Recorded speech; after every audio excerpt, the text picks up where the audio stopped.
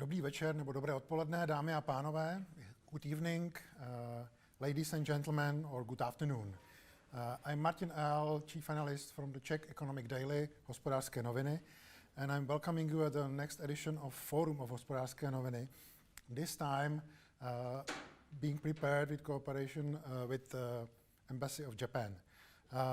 We have titled it a little bit complicated, with a little bit complicated title, Challenges for Our Sustainable Future Beyond Achieving the Carbon Neutrality.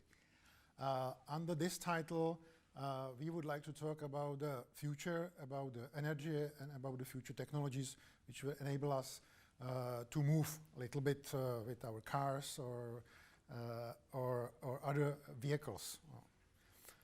Let me welcome here our distinguished guests.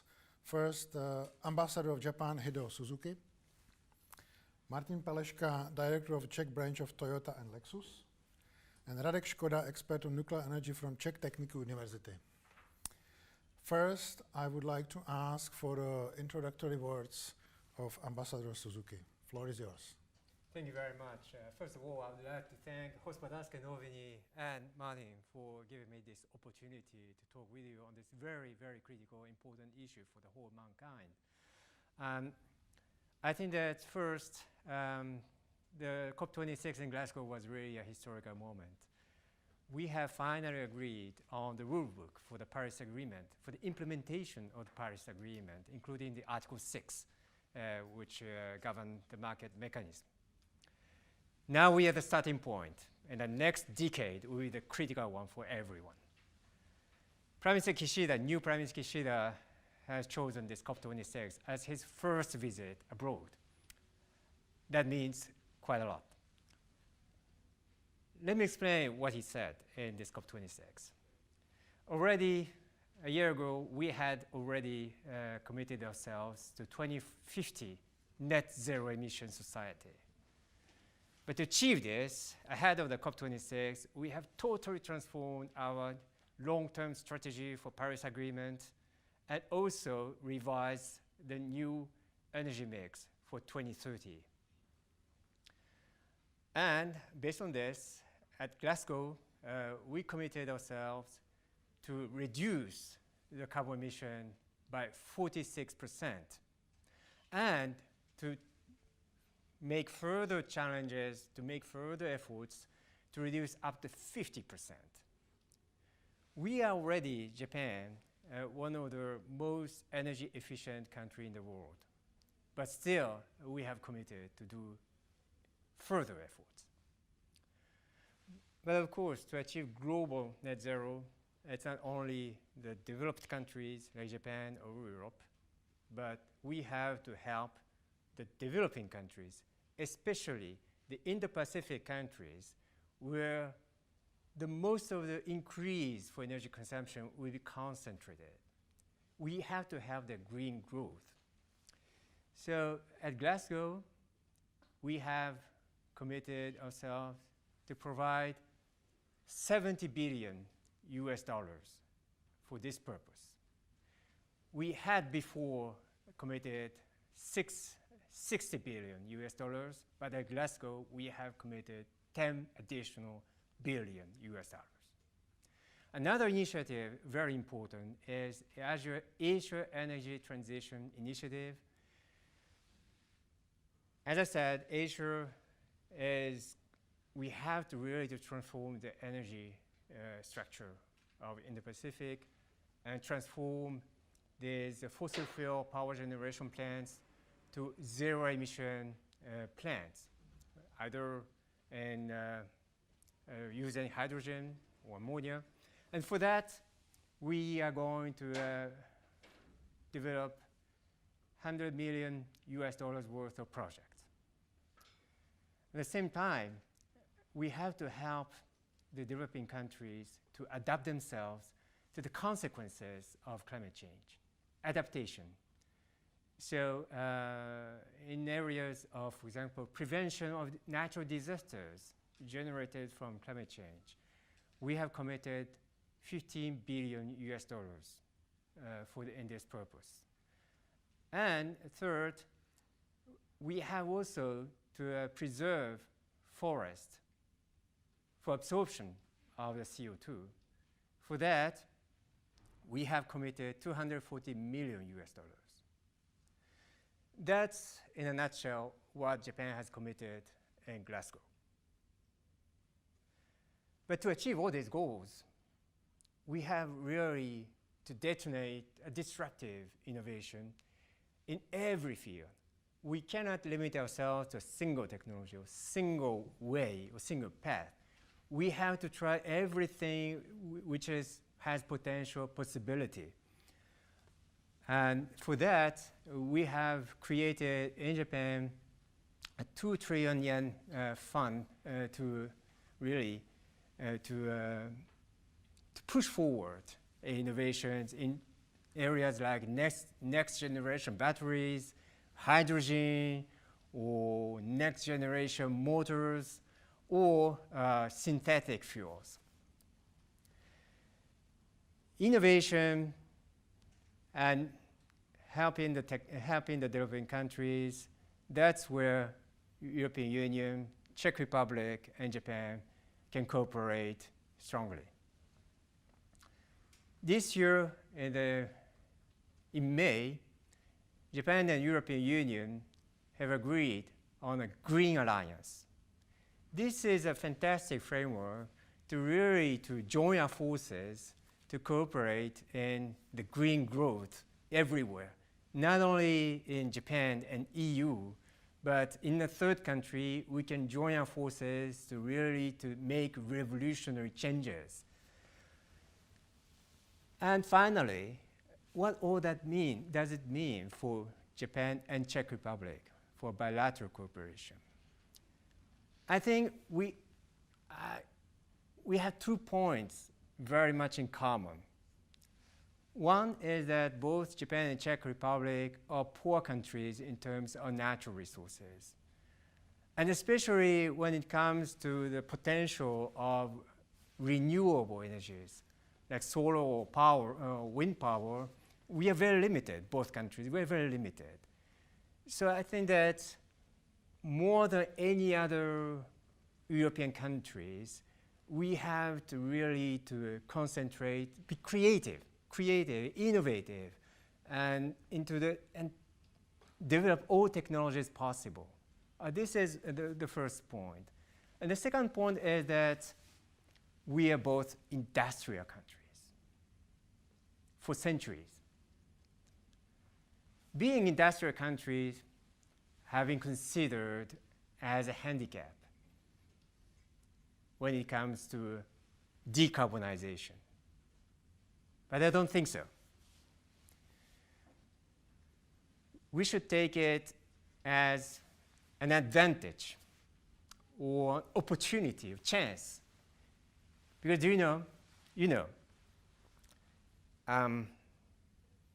what is really hampering the development of new energy, including renewables? It's cost. How are we going to reduce the cost? The only way, massive production. And we know what is massive production, right? Because we are industrial countries. We have been dominated the world of industry for years.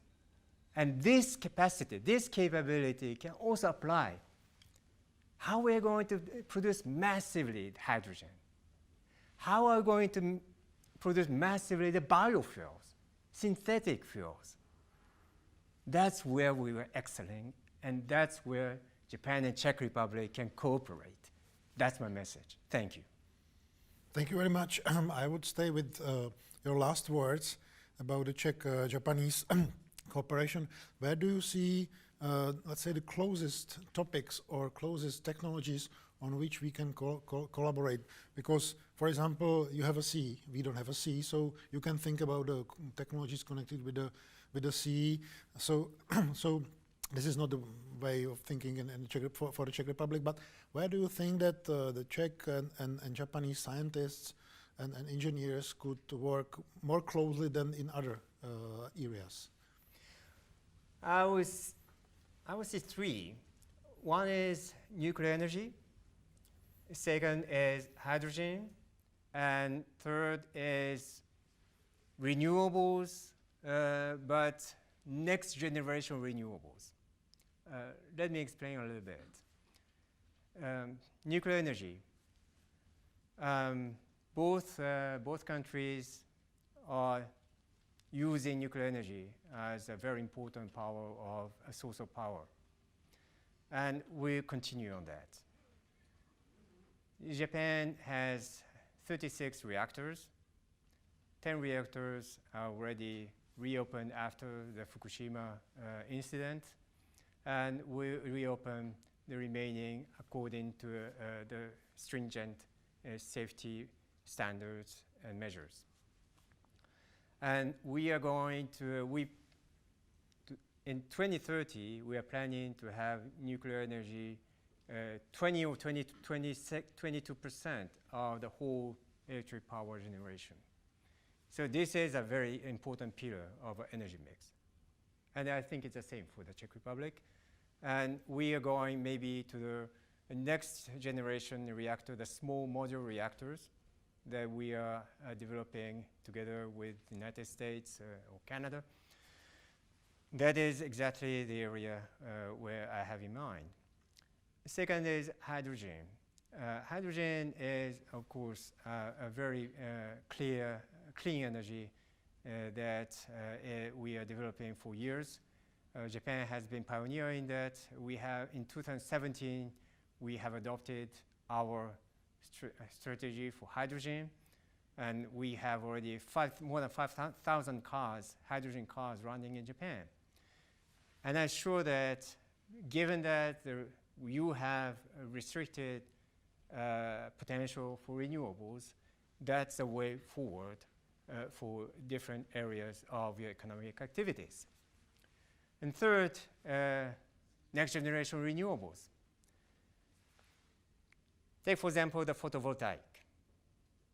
Photovoltaic, we are reaching a little bit a kind of ceiling of where we can place these panels. So the only solution we can go breakthrough on this the photovoltaic or solar energy is to expand the area we can put these photovoltaic panels, and how we can make the conversion, energy conversions, more efficient. And that's where Czech Republic and Japan can certainly cooperate, because in fact, photovoltaic is a very kind of chemical process, and you are a very strong chemical industry power. So we can do that. If we stay a little bit with the Japanese nuclear, how in Czech Republic, or because we are a member of European Union, so we are a little bit dependent on the now being prepared decision about nuclear being labeled as a green, or if not green, then neutral energy, which is expected to be by Christmas, as far as I know from the last news from the Brussels. So the debate here is if nuclear is green or not, or to which extent is green. How is it in Japan? How do you label it, if there is any debate about it? We don't have this discussion with colors.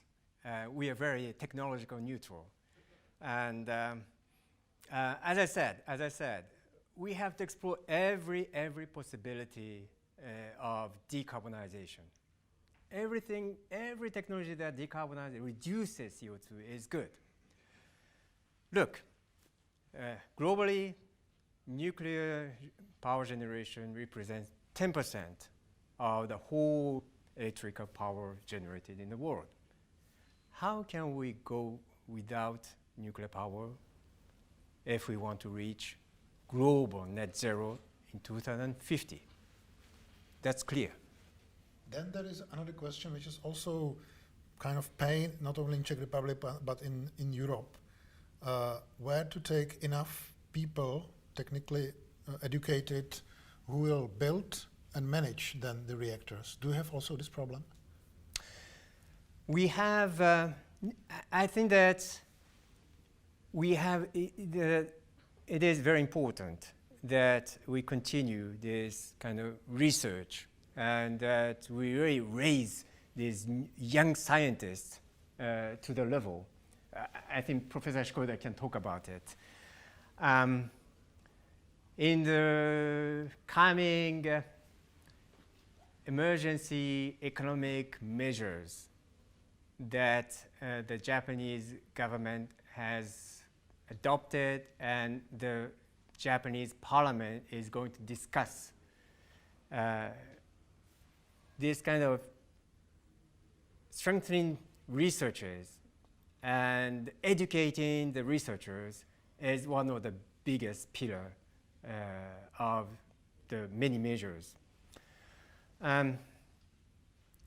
Understand that we are going to have to create 10 trillion fund to really encourage and push forward these researchers and research in universities. I think we are going to call it university fund, something like that. So we are very much thinking of that, and we think that it's very important challenge that we have to take. I think we can admire that, no? Absolutely. Next topic, next generation of renewables. I know a young Polish lady from Wrocław, which is the city in the southwest corner of Poland, who went to study in Barcelona, and she made a breakthrough in the new generation of solar panels, or you cannot call them panels, based on perovskites. By chance, they have a Japanese investor. I can understand that. How big priority, or how high on the priority list are these new technologies among those you mentioned in the Japan research funding and the industry? If industry, because of these investors in this Polish company, how they see this, how important? Good question. Perovskite solar panel is one of the biggest pillar of the 2 trillion green investment fund.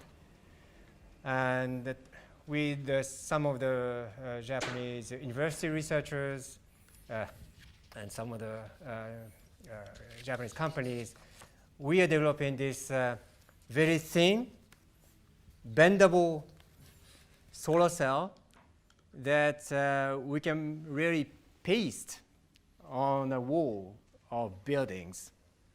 And even because it's bendable, it can fit also to the round wall and every type of wall.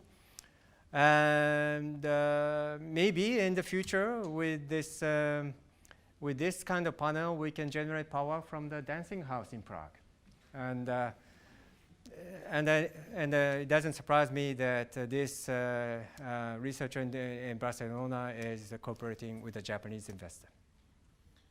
Gentlemen, let's broaden the discussion to all of us here on the panel.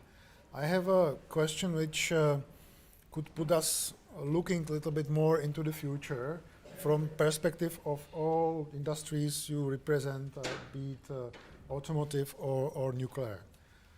I will phrase it like this. When we can expect on the streets of Europe to have a big number of cars powered by the hydrogen, which will be made out of nuclear energy? Who would start? Or in Japan, it's already reality? Well, it's not still a reality in terms that generating hydrogen from nuclear power is not yet on a commercial stage. It's still on a developing stage. But again, this is one of the projects that we are financing in a 2 trillion yen fund, the high temperature reactor by which we can produce hydrogen. But I think that Professor Shikoda is much more knowledgeable about that. So where we are in this development? Well, we are on the track. We are on the track, and I will speak only about hydrogen, and I will leave the usage of hydrogen in cars to more capable colleagues. Well, hydrogen as it is right now It's a clean gas, but majority of it right now is produced from methane, from natural gas, which is not the cleanest way, and during the production CO2 is emitted.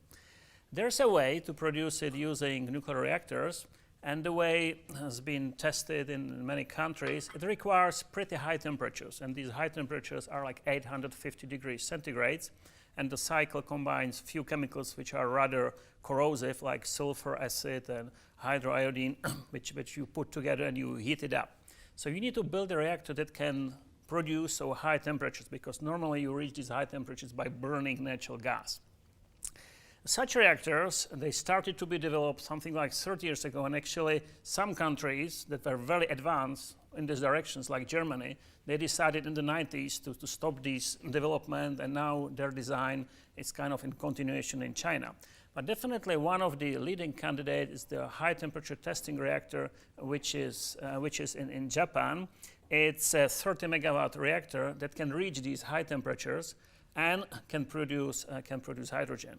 It's been in a testing phase for more than 10 years, and definitely that's the initial step that can lead to other steps. But if you are thinking about future of nuclear, about new nuclear, and in terms of the Green Deal, that's the way that can produce the clean hydrogen. You might know that in hydrogen, people tend to go in the rainbow scale. You can have black hydrogen and brown, and you name all these colors. I had a look at this. For instance, a turquoise hydrogen, which I didn't know that can exist. And for this hydrogen coming from nuclear, they use the name of pink hydrogen. I don't know why it's pink, but it's pink. But definitely the name of the game is that you produce hydrogen with no emissions, and you produce it locally with no imports from outside. Because right now, if you want to produce hydrogen, we have to import natural gas, and actually that's the commonality of both countries, we don't have natural gas on our territory, so we have to import it, and then you are more or less dependent on the country that sells the natural gas to you, regardless if the tube is coming through Germany or through Slovakia. The original the original natural gas is coming from a country that you are relying on. So, and the cars? First, good afternoon to everybody, and thanks for the opportunity and for the invitation. The cars, actually, I'm really happy and proud, but in this positive way, that I'm working for the brand which is producing already a second generation of widely usable car called Mirai, which in Japanese means future, which is far, far in advance versus the structure which is behind. It's quite interesting. So actually, we as a brand and a car producer are already having an operation one car which is fully in line with all the homologation and everything, is with the plates and is driving the car in Czech without any filling station so far. So if you are asking the car industry, which we can then transfer to the bus industry, to other machines which are moving, we are ready. This is quite interesting that there is a huge disproportion of consumers being technologically very much advanced and ready for something which is still a bit behind, and it's very much behind, especially on the different continents, and even within the continents or even within the EU, it's very much different among EU countries. So from that point of view, honestly, we are ready. So if you wish, we can drive the cars tomorrow. We just need the backup and the support from the sources. Maybe we can touch this point in the next question. But going a bit from the technological point of view, from the technological discussion, I think currently, in parallel with the importance of research and development, there is definitely one area which I think we are absent completely, or we are missing the ground completely, and that's a kind of mindset and a mindset issue. Kind of promotion and explanation, what does that all mean? It's especially now talking about Czech Republic specifically, or particularly Czech Republic, it's completely forgotten to make a kind of education from the authorities even about what is the future.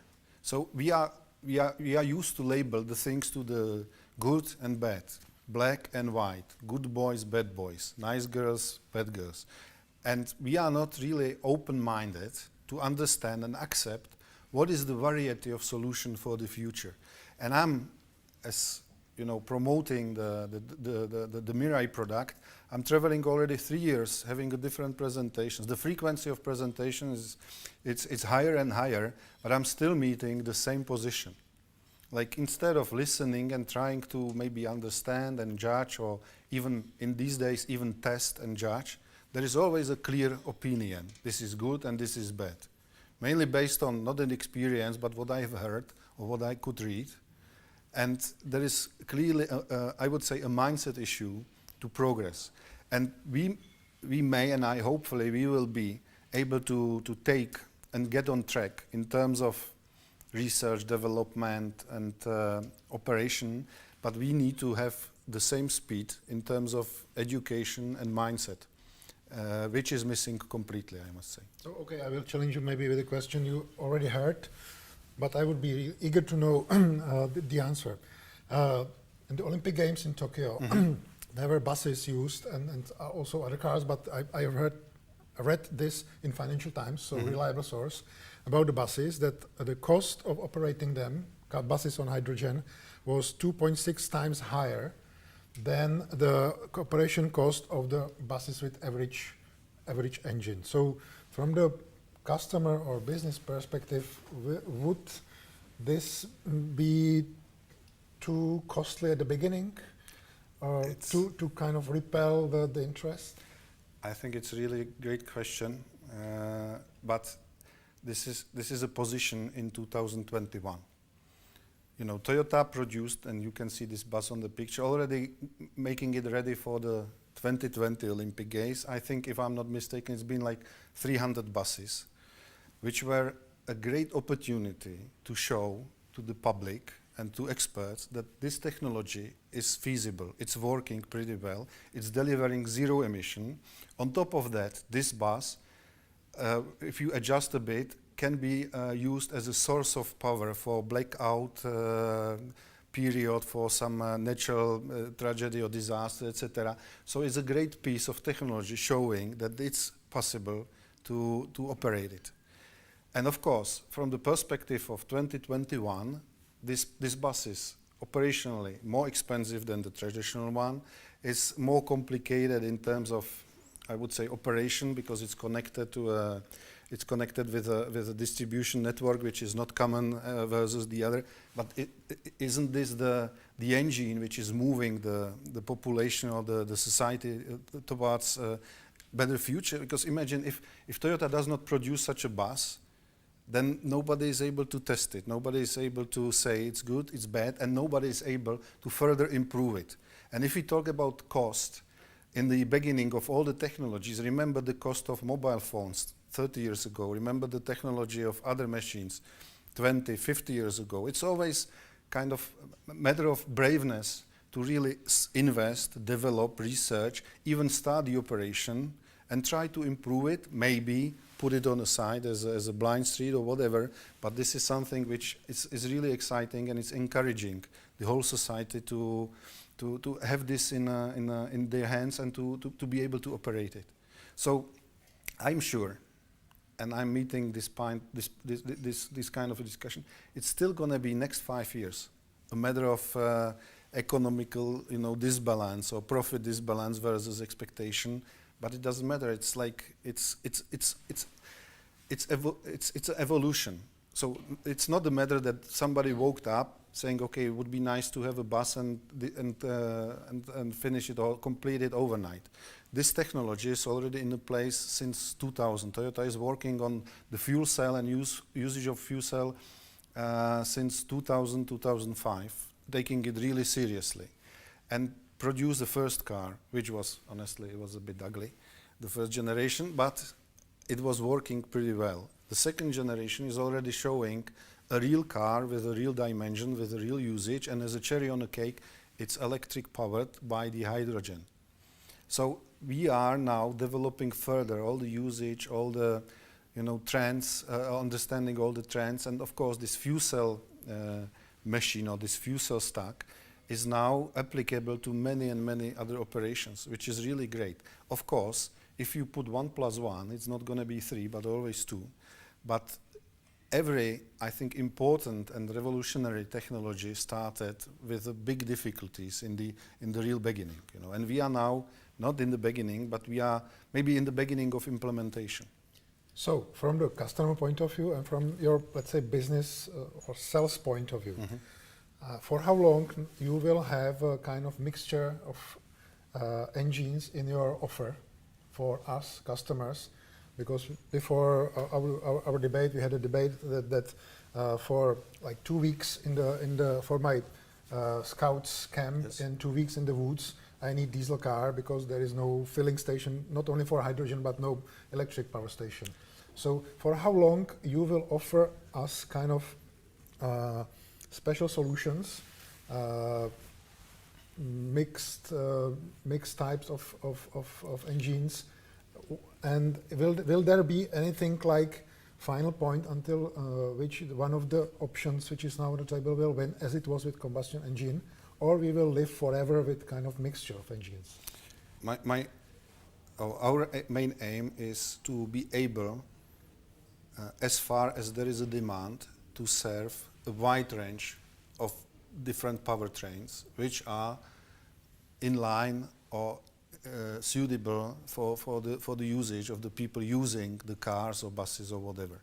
Because we don't feel, you know, not even strong enough, or we don't feel powerful enough to be the one who's driving the demand through selecting or limiting different powertrains. We are here, and we are a global brand which is located from up north to the deep south, to be able to really provide all our users or all our customers with the different types.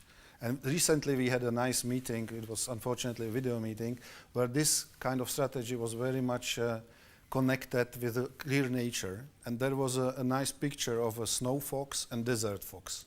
It's a fox, the same like a car.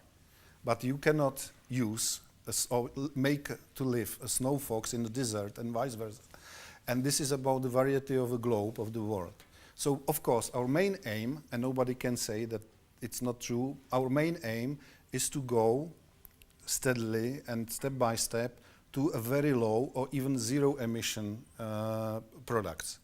And it happened already in 70s when the first research of hybrids started. We implemented the first car in middle of 90s, where all the turbo diesel cars were, you know, on top shape or on top level, and we are keeping this discipline to really go step by step in all areas where possible. On the other hand, if there are no crucial, critical or killing limits, then we will provide the mixture or complete range of different engines or powertrains to everybody based on the demand, based on the usage, and based on even taste or whatever we call it. So I can secure you, or I can tell you that from our perspective, there will be a wide range of currently existing plus newly invented technologies. So next time when I go to buy a car, not only Toyota but any, Okay. I will be offered, I will be asked, you know, what I'm doing with the car, and then I will be offered the proper solution for it. This is Well, it's a range of questions. What do you use the car for? What are you supporting? What is your favorite? Where are you located? All these things. This is, you know, car business is still a human business. What we like, you know. Our main aim is really to follow the demand and the customer's voice to make them happy and satisfied with the products. Now the situation in last 3, 4, 5 years, I think is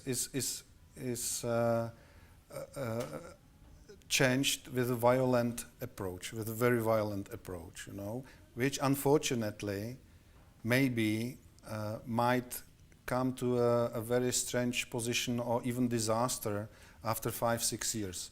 Because without the natural development and without the natural demand, the next generation of the car you select and use might not be electric, might not be hydrogen, but could be something else.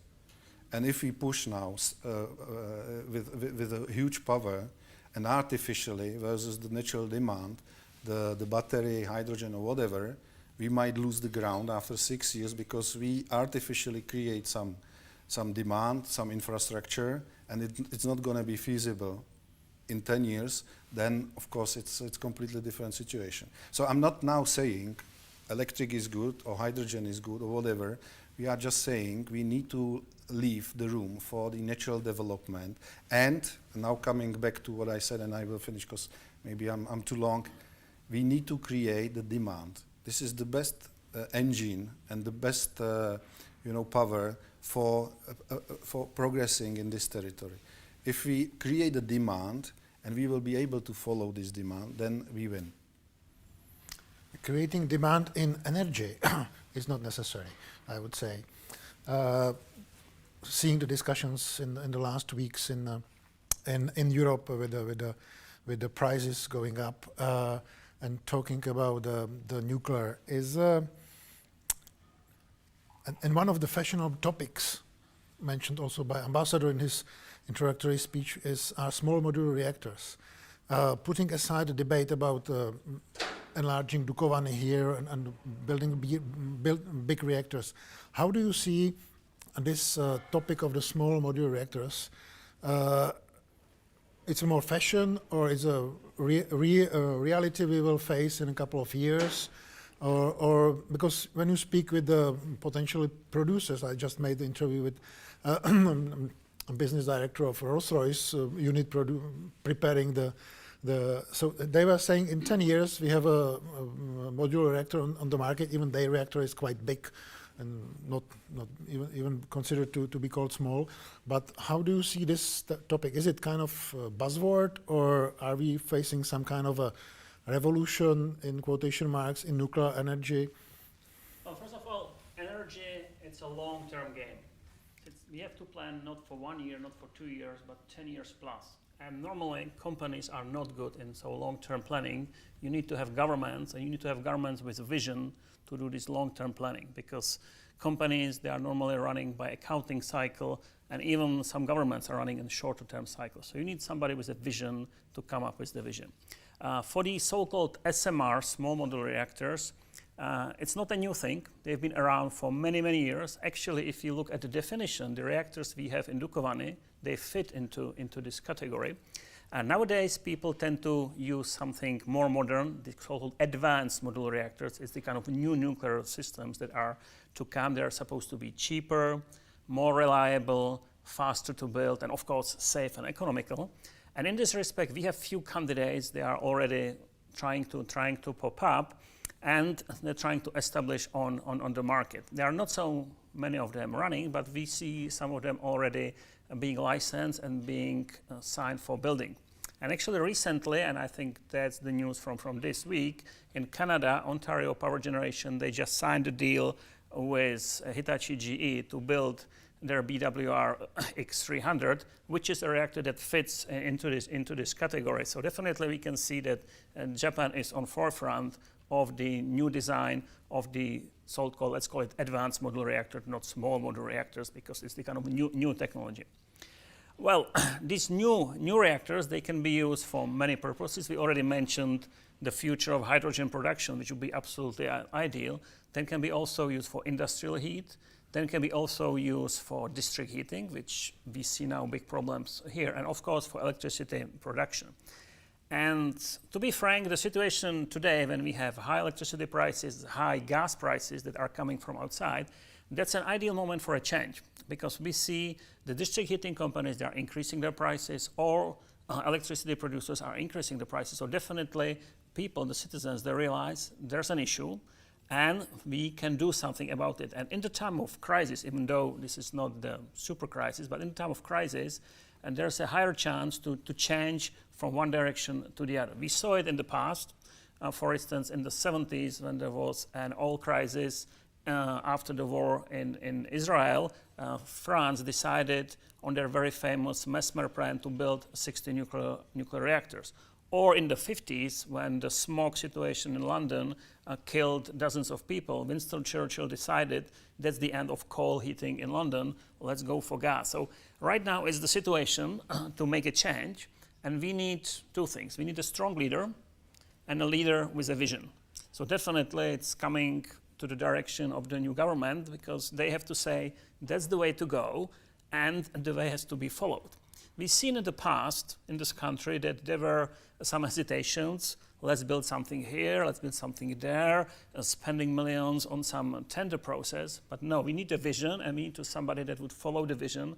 Without the person carrying the flag, you couldn't make the change.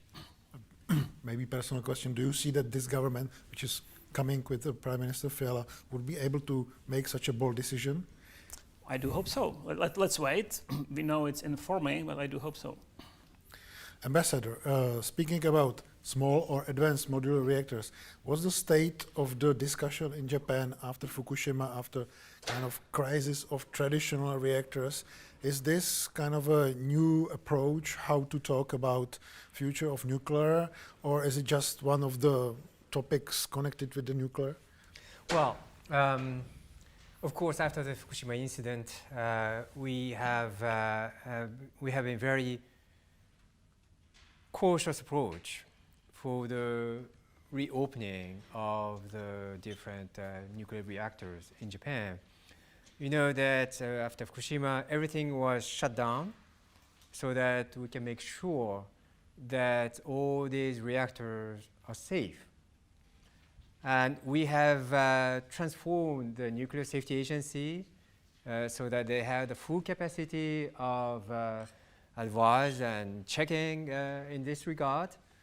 And since then, we have talked with the local communities so that we have a full understanding of what is at stake, and what are the methodologies that we are using to measure the safety of the reactors, etc. So it takes a long time, but I think that it's better that we take time to have dialogues and to have a good understanding and comprehension to reopen the reactors in full confidence of every stakeholders. That's how we work. So we have 36 reactors that can operate, could be operated, but we have reopened only 10 up to now. So the remaining 26 will be reopened gradually, depending on the dialogues and depending on the scientific checking of the safety and security and all the things. So as I said, in 2030, our energy mix is that in 2030, nuclear power will represent 20 to 22% of the whole electricity generation in Japan. But we have a very, very cautious and very stringent standard for reopening. I wonder about the role of state in all of that, because you mentioned let's leave it to the market to find the proper solution, but on the other hand, who is supposed to build the infrastructure for hydrogen, for example? You mentioned, Docent Škoda, about we need strong leader to show the direction in the development of the nuclear energy. What is the role in state in Japan in shaping those strategies? Is there any kind of special debate between the business, academia, and the state, or is it more left to the business and academia and cooperation to develop new technology and then to push them through the market, or are there some kind of preferences Japanese government has in this future energy mix? Let's call it like that. Well, you know that in Japan we have the culture of consensus. And we make sure that every stakeholders are consulted and they have said what they want to say, and their opinions are taken into account. So take, for example, the long-term strategy that we have totally transformed ahead of the COP26. Since we have committed ourselves, or Prime Minister Suga, the former Prime Minister Suga, has committed to net zero in 2050, just a year ago. So we took the whole year to debate, and we have formed a commission composed of government, industries, NGOs, and academics, and other stakeholders to really have a total discussion, comprehensive discussion, how it should be. And same for the energy mix, what we call the basic energy planning. And we put a lot of importance, a lot of emphasis on this process. It takes a longer time, but we prefer to do it like that. And I think basically when it's adopted, because everyone has been consulted, the implementation is smoother. I would wonder how miraculously to transform this culture of consensus from Japan to Czech Republic or to Czech society. What do you expect from the state concerning the new technologies and their implementation? Actually, I think what you're asking about, what you are talking, it's beyond politics. You know, this is like it's beyond, because you got like this 4-year cycle, and we are now experiencing, you know, frequent changes of directions, ideas, plans, strategies with every 4-year cycle. And this all, what mentioned by Professor Škoda, is beyond the 4-year cycle of one election period. Unfortunately, we don't have such a matured society yet, which could select the key areas, maybe like this area, healthcare system or whatever, which would have some sustainable strategy which is going beyond this 4-year cycle. What I am expecting from the government, and if we come to whatever support of hydrogen or low emission or CO2 reduction strategy, is first, again, a mindset change, that this is clearly not coming to us as a dictate of Brussels, which is usually labeled as a very easy, you know, name for all these activities, which is, in my eyes, it's completely wrong. And it's very popular and very easy to win, saying it's a dictate from Brussels, regardless the party, regardless the ministry or whatever, which is very well accepted by the public, but it's completely wrong. And what I'm expecting, I'm not expecting a huge investments, scrappage incentive, whatever. The first, again, we are with the demand to explain why is this good. I have an example with a kind of modern style of a healthy lifestyle. Who's supporting people to buy biofood or to run around in the morning? Nobody. Who's explaining them? Nobody. They know it's good for themselves by definition. And this is more or less the same case, because whatever, cars, boats on the river, whatever, is producing something which is not really supporting the environment and healthcare. And I think if we pay enough attention to properly explain that, we create the demand, and then we have a wild field to operate. And if I expect something from the state or from government, whomever, is starting already, and we miss that point, is to really pay attention to that promotion, explanation and education again. And honestly, when I talk to authorities, both sides confirm that investment in that is a 0 point nothing against an investment into donations, scrappage, all these things. But we haven't started yet, unfortunately. But how to do it in the country which is based or dependent on automotive industry of the old style? But it's okay. It's not. You know, I don't think it's connected. You know, it's a different mentality, and because again, it's been transferred from the logo of dictate from Brussels to it's gonna kill employment in Czech, but it's not true. Of course, like now in the comparison with what we have now, the way the industry runs versus what is the future, there might be some discrepancies, but first, and now I might be killed for that, but with unemployment 2 point something, we still are seeking for forces. So we need to be able to manipulate or to handle the workforces or HR sources, if not producing the engines, then producing something else. And we have this comfort zone that we have enough workforces allocated or locked in automotive. So maybe it's too wide picture, or it's too wide idea, but I don't see that the main mental or mindset block or issue is connected to the risk of employment or unemployment in automotive industry. You know, this is just a status quo of today, without the perspective. And perspective again must be shown by the state, by the government. What is the future? What is the orientation of the country? What is our plan? And of course, again, this is beyond 4 years election cycle. It's for next 15, 20 years.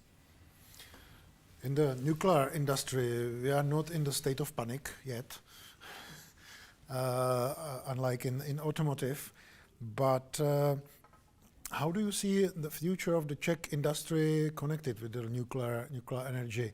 Because we have witnessed, Russian attempts to buy companies here. They even bought some of them. They are now excluded from the tender. We are now speaking about the future developments of the advanced modular technologies, reactors. Where could be the place of the Czech Republic in all that, maybe in comparison with Japan, or can we have some kind of inspiration from Japan how to work with this kind of industry, which will mostly probably will have some future, but it will be different future? Well, we have some similarities. We have a long history of nuclear engineering in the Czech Republic, and the same in Japan. The firms like Toshiba, Hitachi, Mitsubishi, those are very successful nuclear companies, and the same Skoda Nuclear Engineering was is a very successful nuclear company here. So we can definitely benefit if the new nuclear build is going to happen in Europe on the fact that we can produce it locally here. I see, for instance, a big difference what's happening in Poland and what's happening here, because Poland, they are really burning a lot of coal, and they have a huge problem switching from coal. So they decided they would go nuclear, but they have no background in terms of education, because they don't have so many universities of nuclear education as we have, and they don't have any nuclear industry. So for them, it's much more difficult than for us when we have the experience and the base. And regardless which technology we choose, which is a political decision, we have a long experience, we have a lot of experienced workforce, and definitely we can help during the transition. It's not that we'll be kind of uneducated customers who would buy a car and wouldn't know how to fix it. We are the people that know how to fit the internals and how to produce them. It's not so known, but for instance, in Pilsen right now, they produce parts of the nuclear reactor for Hinkley Point in the UK, or they're producing some other parts for other reactors. And there's no reason why it shouldn't be happening in a broader scale. And it's not only the company in Pilsen, there are other companies in the Czech Republic, mainly located around the 2 nuclear power stations we have, but definitely the knowledge and the experience is here. And it's very similar to Japanese experience when Japan building dozens of reactors, and they've got the experience and they can do everything in-house, which is very important if you want to be independent, because in energy, that's one thing that people might be afraid of the coming winter, that somebody will shut down the valve and you will have no electricity or no gas. But if you can do things internally, if you can build power stations of whatever kind yourself, then you are independent, because you can fix it yourself, you can build it yourself, and the other countries, regardless if friendly or less, are of no importance to you. This is getting us to the point, before I will open the floor for the audience. Where do you see in your respective areas the kind of best prospects for Czech-Japanese technological cooperation in something which can be useful for both sides, but at the same time bringing something relatively new to the world of industry and technology, and also to us as a customers, be it, I don't know, new kind of chip or new kind of nuclear reactor or new kind of car engine. Is there anything specific you have on mind? There's a joke, not new chip, but more chips. More chips. Okay. But it's not easy to build a chip factory. Yeah, I know. We already learned a lot about it during a couple of months. So where do you see, maybe starting with Ambassador, where do you see like let's say the 3 points on which you will be happy to report to Tokyo that we have made advance on this, which will bring more money, jobs, prospect, future technology to Japan as well to the Czech Republic? Well, I think we have talked a lot about the potential areas of cooperation between Japan and Czech Republic, be it nuclear or hydrogen. Let's be more concrete. Well, let's see. There is a big area where we haven't talked yet. We have talked about cutting the emission, but we haven't talked how we can use the already existing CO2 and recycle it. And I will come to this point. And if we can recycle the carbon that are existing around us everywhere, because there is a carbon, we can really have create a circular economy, right? And I would like to take the example of fuels made by recycling this carbon. One is the recycling or using the biotechnology. I would like to mention the startups in Japan that named Euglena. Euglena is the name of the one you can see on the panel, the microalga. And through this, you can create new type of fuel, be it diesel, others, but also jet fuel for flights. And already with this, in cooperation with other industries, Japanese airliners, Japan Airlines and All Nippon Airways have already operated a flight with this. And Japan Airlines has done a very good experiment, collect old clothes and turn it into the fuel like this, you can see, treat them and make it jet fuel again. That flight has been operated February this year already. And it's huge amount of old clothes, 500,000 old clothes collected and turned into biofuel. So, well, as I said in the beginning, Japan and Czech Republic are both great chemical power, right? So if we can really create together a market of this kind of carbon recycle plant, or whether it's fuel or everything, that way I think fantastic, because it's really symbolic of a circular economy and sustainable way of living and a sustainable future for next generation. So this is, I think, where we can cooperate. And I think there are many others. I don't know. You have also a big infrastructure of natural gas, and now in Japan, the Japanese industry, Mitsubishi Power is cooperating with the Netherlands to turn the coal power plant into a hydrogen power plant, transform the power plant completely from coal to hydrogen. You have also a lot of coal power plants, and if we can cooperate on that, you don't have to scrap all what you have. You just have to take a little bit of time to transform it and make it completely clean. So this is another example that I will raise. Professor Škoda? Well, I think we got long history of cooperation with Japan. If I'm not mistaken, Japan is the second largest investor in the country. So the factories that are run by Japanese companies are well known, so we don't have to be kind of unsure that the cooperation couldn't work. But I would aim at the development where it's a lot of innovation and high added value.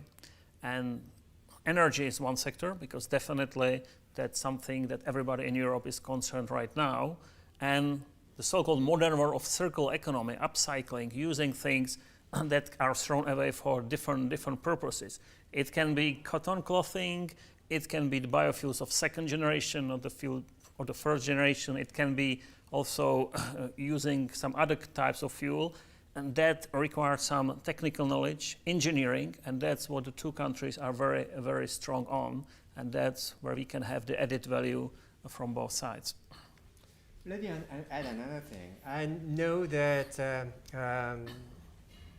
cities like Prague has a huge issue with its waste treatment, especially the plastic waste. Well, of course, Prague is not the only one. Tokyo, Osaka, everywhere we have this problem. And what to do with this waste? We can produce a lot of things from this plastic waste. We can produce hydrogen, we can produce ammonia to make it also a fuel. So if we can cooperate with City of Prague and some Japanese other cities or Japanese industries to really make a mechanism of recycling these PET bottles, petroleum bottles, plastic bottles, sorry, and that will resolve many issues. That is a very concrete and idea that, could be pushed forward. What we can do together, besides buying more Toyotas. If I stay really grounded on the real life, I think that the fuel stack now produced and offered by Toyota is applicable to train or other railway machines produced in Czech. We have 2 bus producers in Czech, and there are several other options to use it. And I had several discussions with the representative people from these territories, and I think if we can do something, but we need to learn from each other, and we really need to learn more on our side, and be, again, open-minded and be brave. This is what we can learn, I think. This is the territory where we can cooperate. You know. On the other hand, I need to confirm that, as you said, the Czech Republic or Japan is the second biggest investor, and if I'm not mistaken, Mr. Ambassador, Czech Republic is the 4th biggest investment from Japan to Europe, correct, or something? This is something like what I remember from table. So the footprint is already here. Now you can see just our company, Toyota, associated, has 21 different companies in Czech, directly or indirectly owned. It's more than 10,000 people. So the connection is really very close, and I think we really need to be brave and use this confirmation given by Japan that Czech Republic is a great target for further development and for investments and for transferring the knowledge and the know-how. So we should benefit from that, not being really too conservative. How to make it with the Czechs, I don't know. Let's open the floor for the questions. We have a question in the middle, and please wait for the microphone. Then here. Thank you. My name is Mirek Prokeš from the Friends of Nature Association. We'd like to make it clear we are environmentalists, and therefore we are clearly pro-nuclear. So we acknowledge the experience of Japan. I would like to ask His Excellency Ambassador Suzuki, how is the state of research and development of 4th generation nuclear reactors in Japan, and the development of permanent depot of nuclear waste, and is there any organized resistance like here or not? And then let me one joke. Allow me one joke. there was mentioned the so-called dictate of Brussels. The leading politician in Czechia in that is Mr. Tomio Okamura. Maybe if we replace the dictate of Brussels with the dictate of Tokyo, he would be perfectly happy with this. Well, we don't dictate anything. I think that everything should be done in partnership rather than dictate. And I'm sure that it's the case here also. Well, about the fourth generation reactor and the final depot, you said. To be honest with you, I'm not a nuclear physicist, so I don't have the details here. Maybe Professor Škoda can be more knowledgeable about that.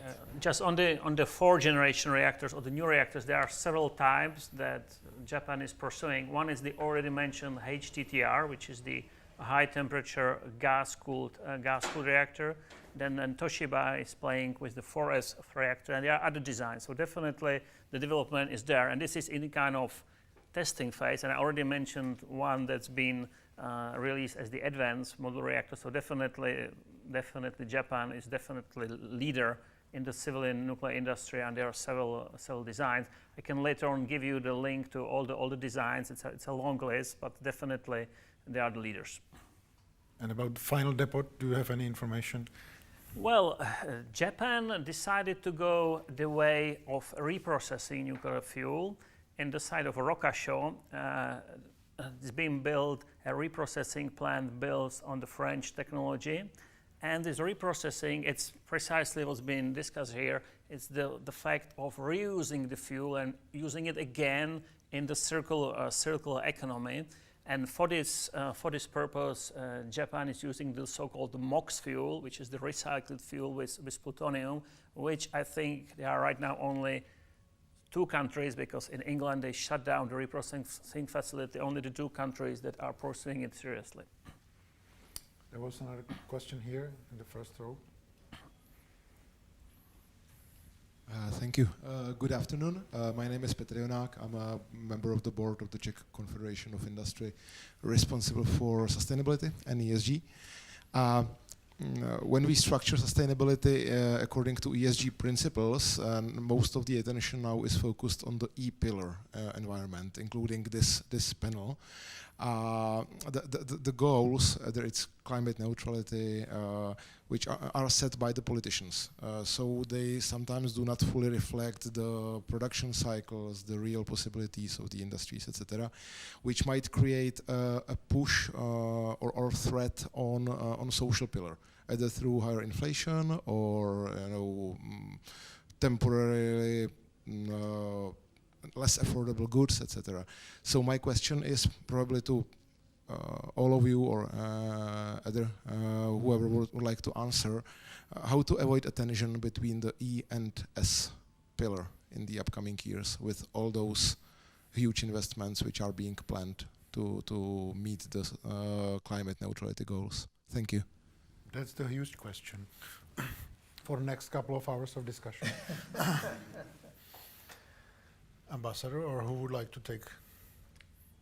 Well, I think that one of the solutions, from my perspective, is the E of the ESG, improving the good governance of the companies, and maybe outside the companies, the country, the nation itself. The good governance is key to strike out the right policy, balanced, and how we are going to bridge E and S. I don't think necessarily that E and S are contradictory, but still, if there is any point of that is of conflict between the two, how are we going to strike the most wise compromise between the two? I think ultimately it's the governance, and governance means how you involve the different stakeholders. How are you going to create a forum that is fit for debating about this or that particular issue?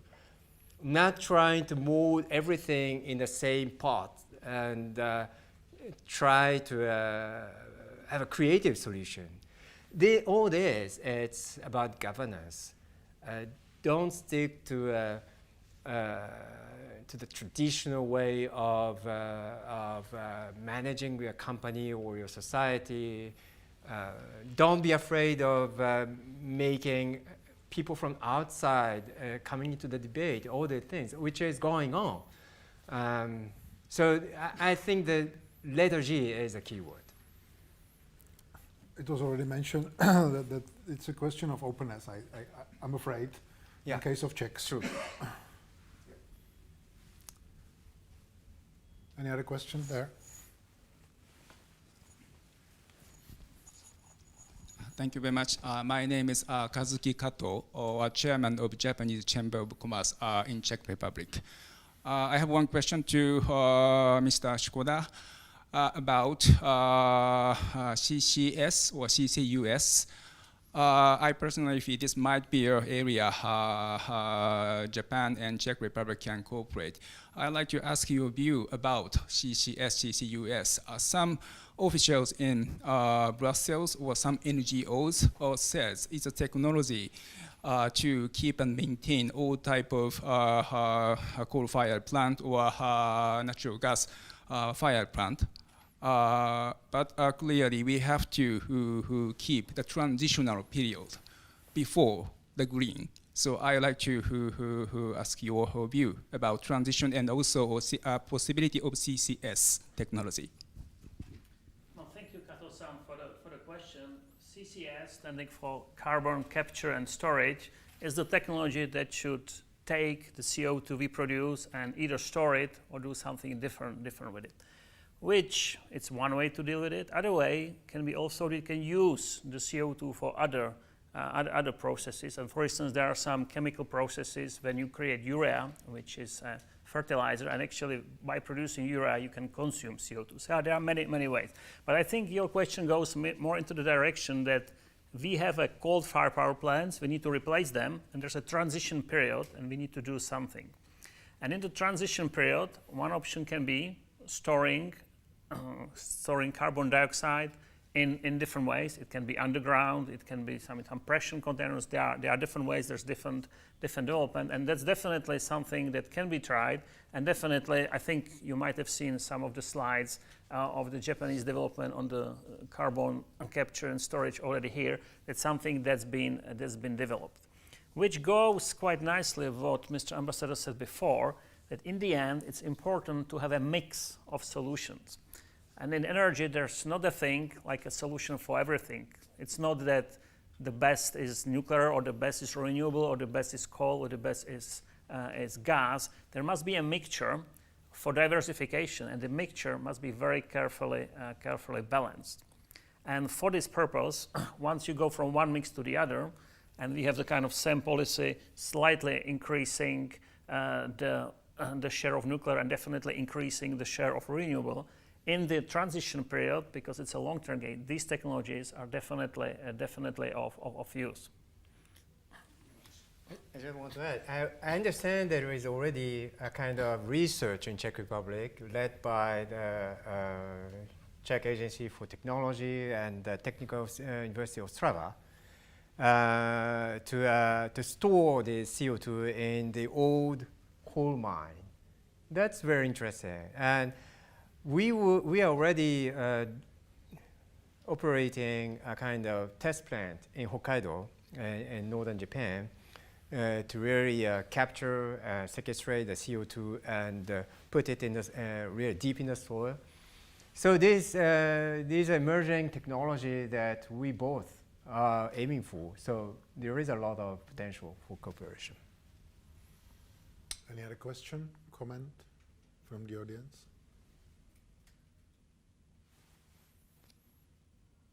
Silence. Overwhelmed by the possibilities of a Czech-Japanese cooperation, making a list, and Hospodářská komora, what else you can do on this field. Maybe I would have a very last question to all of you. how in this, let's say it would be a little bit more, less technology, more politics. We are now in the situation where societies within the countries, as well as the world, is getting more polarized. We see the tension between United States and China. How in this world, but the modern technologies, they need a lot of cooperation across the ideologies, across the globe, because it's the climate is in the stake. How to bridge these differences, these in sometimes growing tensions between the countries, to get into some point. Ambassador at the beginning mentioned investments Japan is making into the developing countries, but in Glasgow we have seen a lot of countries complaining that they are not first getting enough money, second that they are sidelined by this great powers competition. Do you see any kind of not recipe but possibilities how to work on that? You mentioned openness, open mind, which I'm afraid, especially in this part of the Europe, is a very scarce commodity. What to do for that? How to improve our open-mindedness? Well, it's a difficult question. Philosophical seminar, yes, at the end of the discussion. If we have an answer to your question here, we can be advisor to President Biden. And but I think that,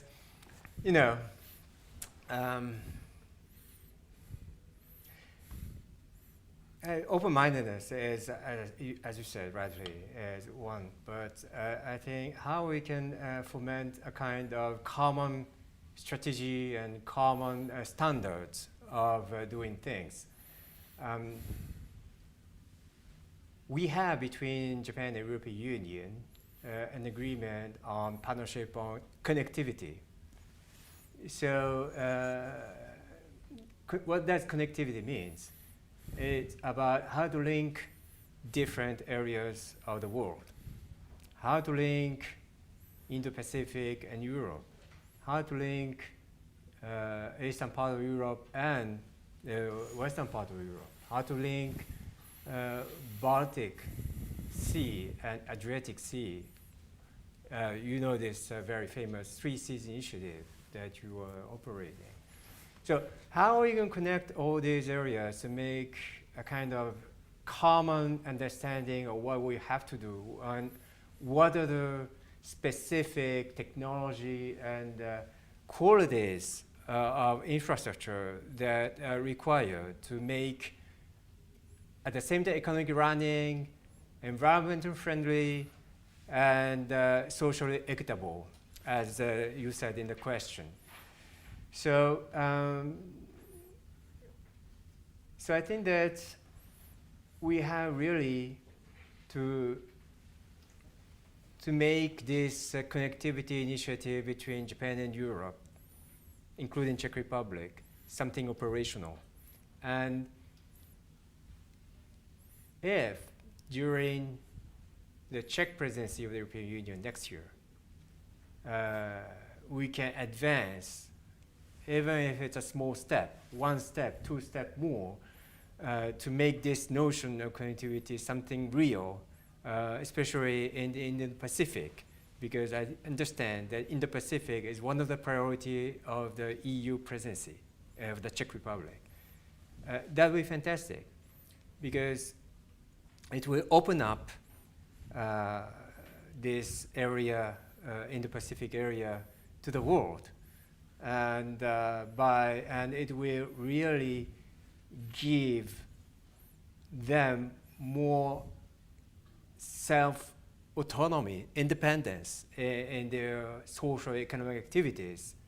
That will decrease the tension, because there is some kind of struggle, who is taking more influence in this area or that area. that is the kind of story that is completely putting behind the people that are living there. We should empower the people living there and make them able to take their own choice, right? And that is how we are going, I think, the only way to decrease tension. And I think that European Union and Japan has a big role to play and a big responsibility to play. Is it easier to make these bridges in business or in science? Well, let's start with science. We already have these bridges. We collaborate all around the world, and that's easy.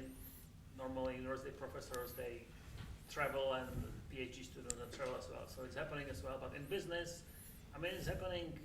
Well, let's look on daily life. Like, if you just look on the phone, it says designed in California, built in China. So definitely, those two places, they have to speak to each other to build it. And it's coming in other places. So if you have something designed in Japan and built in West Bohemia, or if you have something constructed there, having the components there, it makes the world more global place.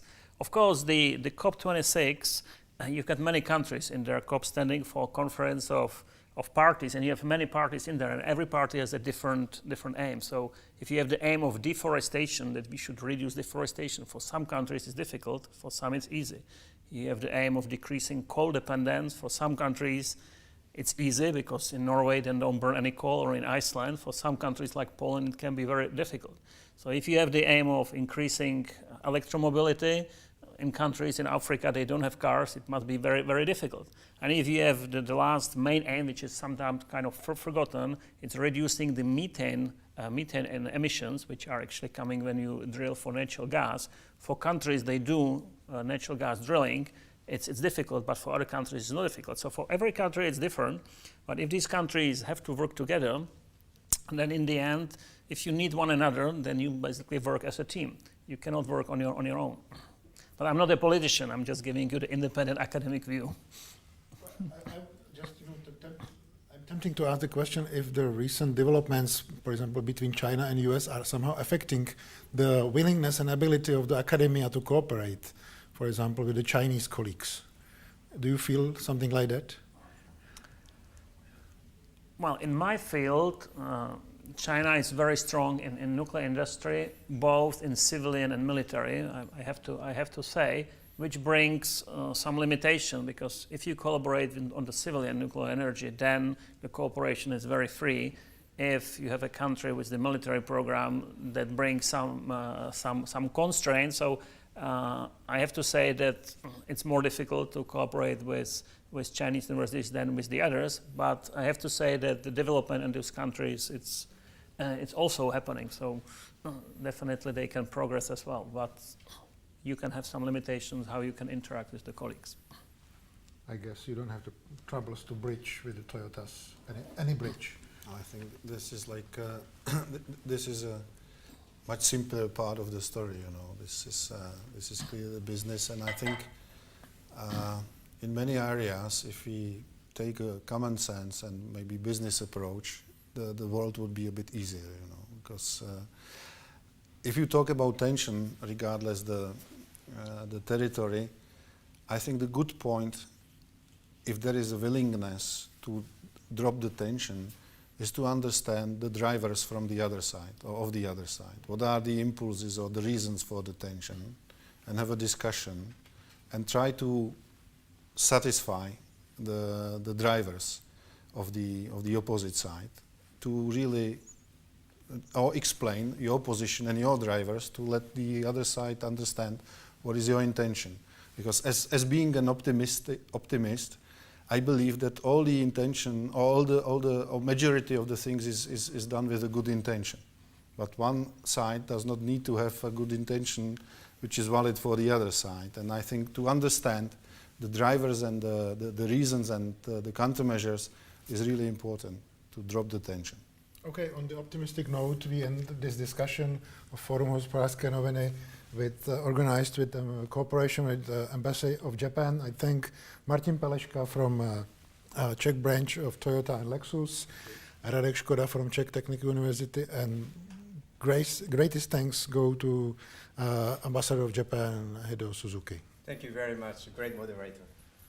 Thank you very much. Thank you.